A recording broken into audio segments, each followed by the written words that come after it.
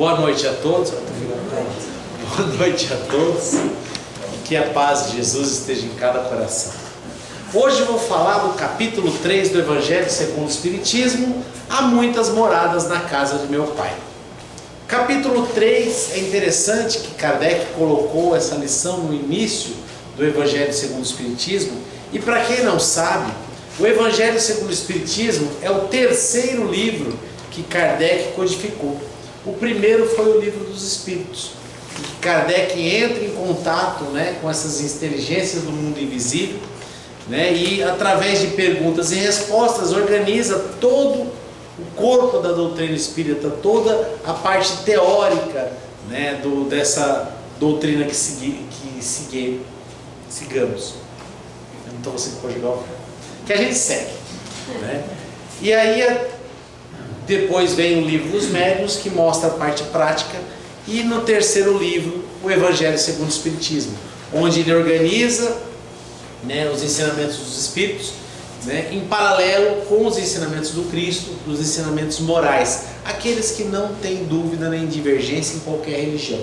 Então, para aqueles que acham que o Espiritismo não segue Jesus, esse livro prova que seguimos. Tanto que o primeiro capítulo é: não vim destruir a lei, dizendo que a gente segue, sim, a primeira e a segunda revelação, a de Moisés e a de Jesus. Depois, ninguém poderá ver Deus se não nascer de novo, mostrando que numa vida só a gente não consegue dar conta de se tornarmos verdadeiros filhos de Deus, fazendo aquilo que o nosso Criador espera de nós. Depois, o terceiro que eu vou falar hoje: há muitas moradas na casa do meu Pai.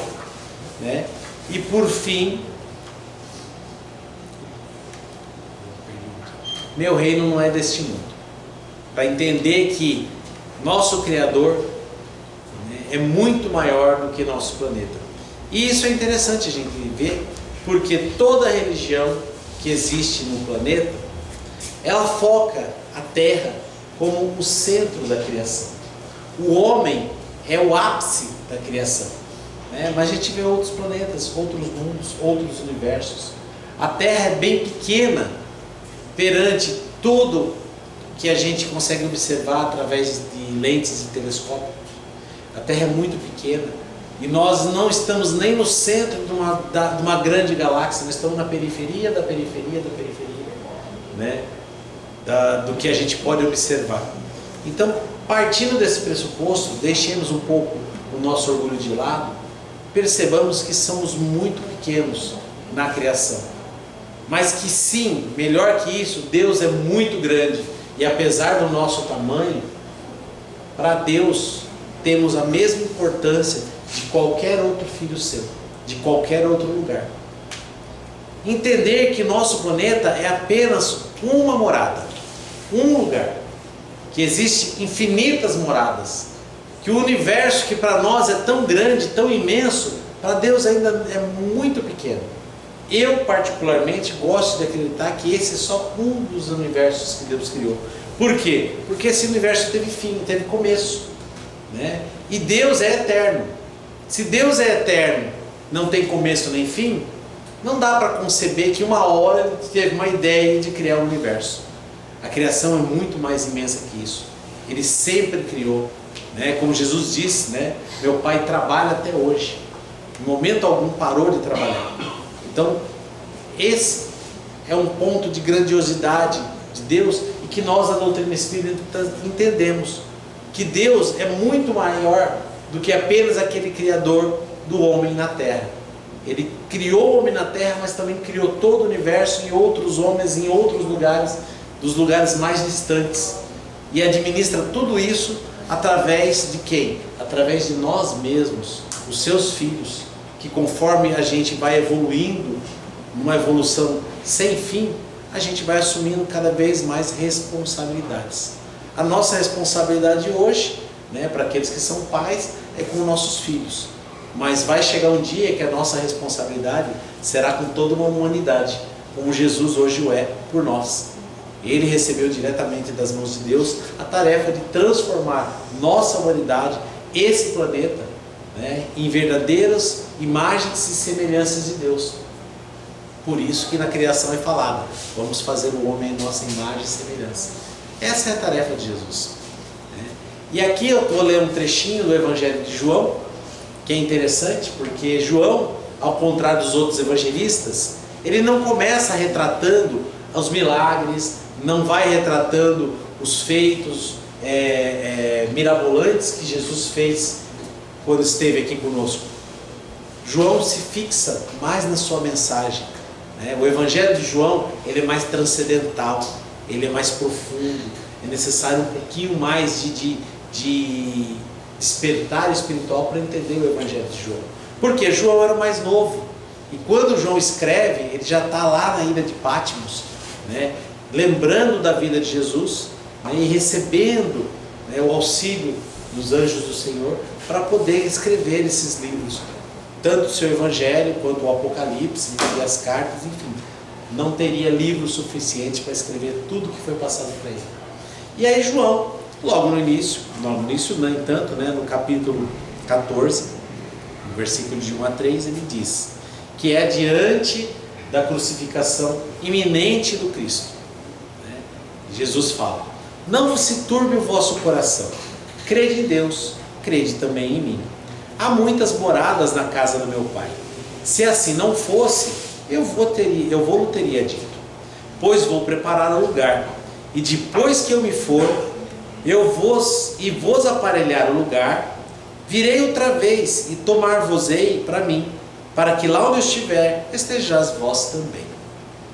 E é interessante que Jesus fala que existem muitas moradas na casa do meu Pai, e ao mesmo tempo ele fala que vai preparar um lugar. Então as moradas de Deus necessariamente não estão preparadas. Quem prepara?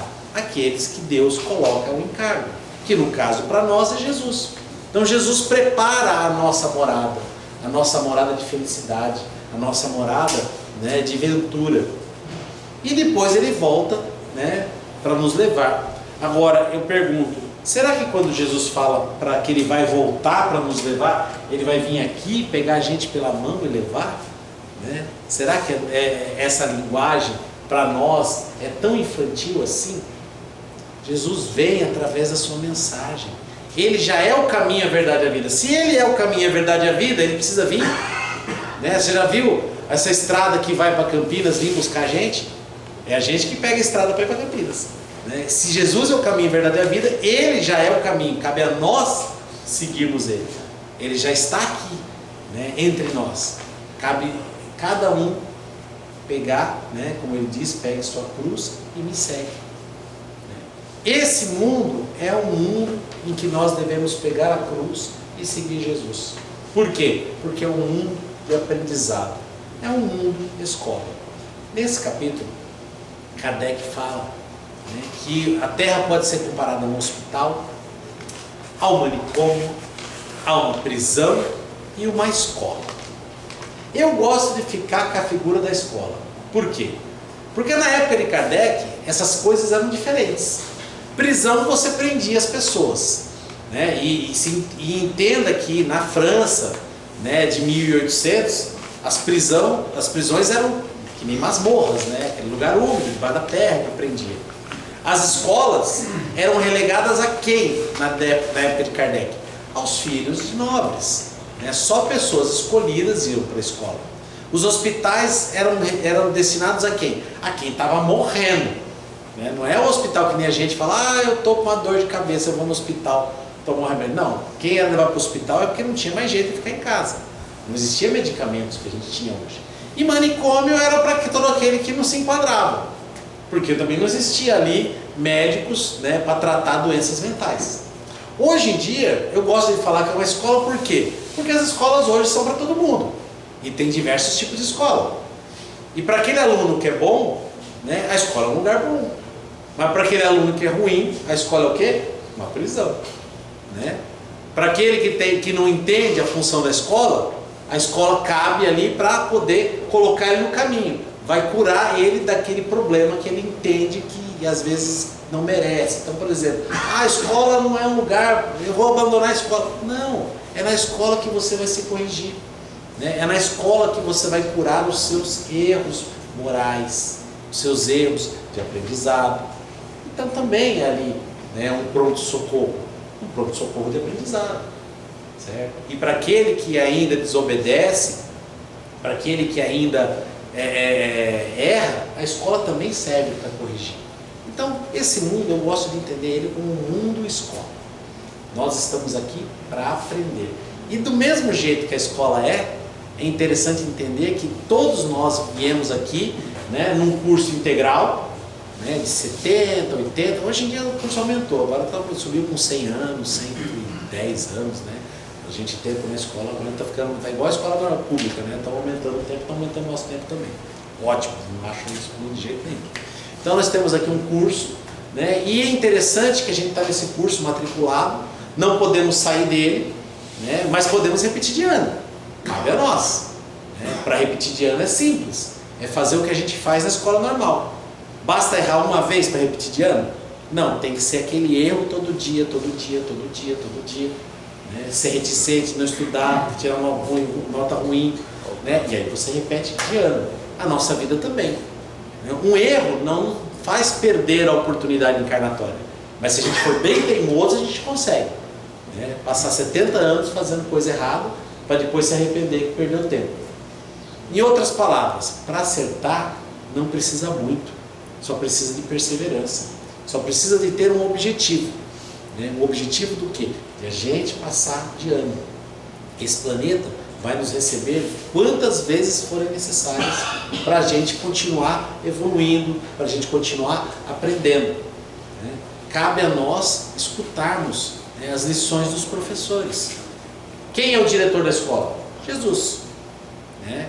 Jesus é o diretor da escola. Quem são os professores? Todos que eles colocam no nosso caminho para nos ensinar.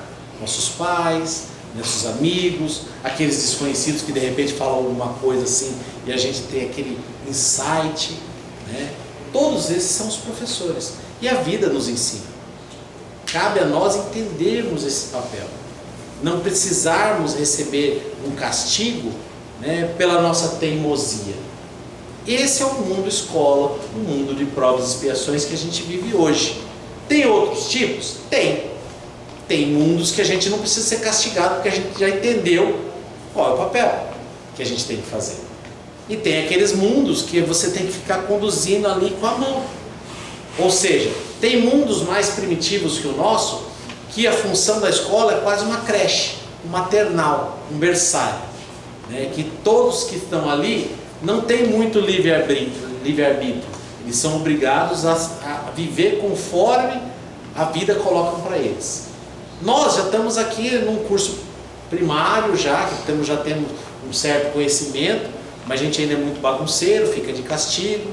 E tem mundos que são melhores que o nosso, que já são uma faculdade. A faculdade é aquela coisa, você está na faculdade, ninguém fala, olha, você tem que estudar. Não, você entra. Né? E se você quiser passar, você estuda.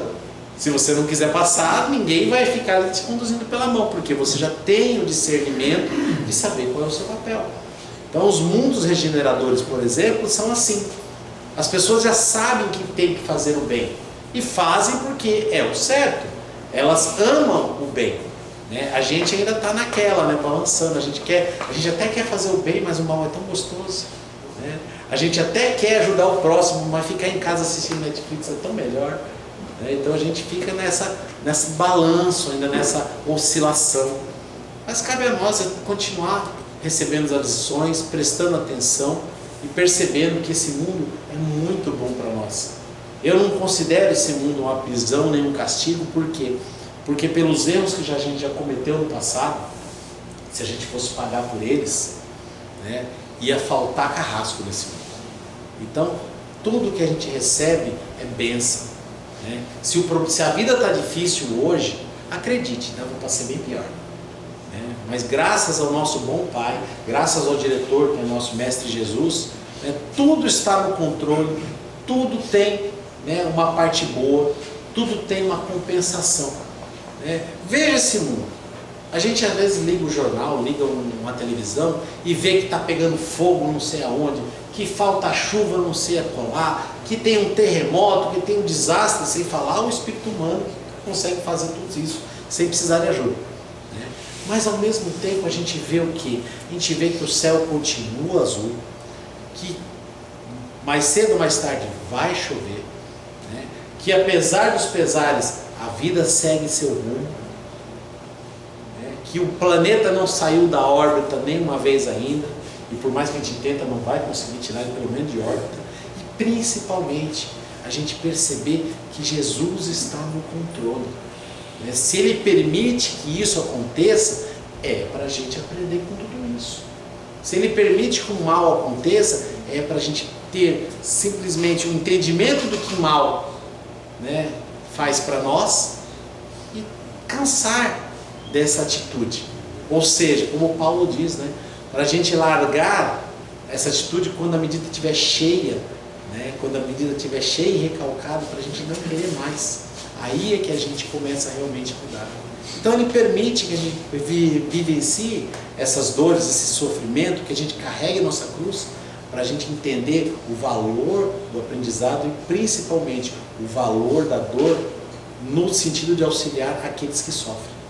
Essas são as lições que a gente tem. Tem muito mais lições, mas a gente não vai conseguir falar aqui nesse tempo curto. Mas mais uma vez eu falo para vocês, esse mundo é maravilhoso. É uma casa que Deus criou, é uma morada que está nos recebendo e vai ficar cada vez melhor porque Jesus está preparando o lugar para aqueles que seguem conseguir viver melhor. Onde vai ser? Pode ser aqui. Cabe a cada um de nós fazer a nossa parte, cada um de nós seguir esse caminho. Como eu falei, né? Não espere que a estrada de Campinas venha buscar você. Levanta e anda.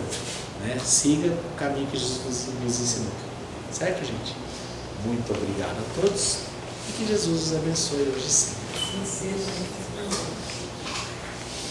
E nesse momento, a gente vai trabalhando e vibrando, desejando bem